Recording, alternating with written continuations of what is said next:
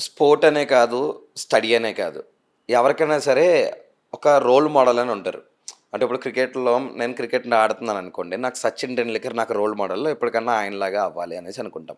వాలీబాల్‌లో ఎవరిని చూసి మీరు ఇంట్రెస్ట్ తెచ్చుకున్నారు? అంటే చిన్నప్పుడు నాకు ఇంట్రెస్ట్ అనేది అంటే ఎవరైనా రోల్ మోడల్ అనేది లేదు. నా హ్మ్. ఓన్‌గానే నేను ఒక చిన్న కసితోనే నేర్చుకున్నాను హ్మ్. వాలీబాల్ అనేది.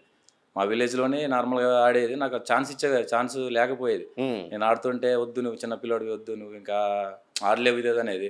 అయినా హ్మ్. కానీ నేను కసితోనే మా మామయ్య వాళ్ళు ఆడేసి వెళ్ళిపోతే నేను ఒక్కనే బాల్ తీసుకొని నేను ఒక్కనే సెపరేట్ సింగిల్‌గా ఆడుకునేవాడిని ఎండలోనే. హ్మ్. మా హ్మ్. ఊర్లో విలేజ్‌లో కోర్ట్ కూడా ఉండేది కాదు. హ్మ్. మా విలేజ్‌లోనే ఒక 3 మంత్సే ఉంటది కోర్ట్ వాలీబాల్ కోర్ట్. హ్మ్. అది కూడా వ్యవసాయం మొత్తం అయిపోయిన తర్వాత వరి ఉంటది కదా! వరి కోసిన తర్వాత మేమే వాలీబాల్ కోర్ట్ ఏసుకుంటాం సెపరేట్‌గా. ఓకే.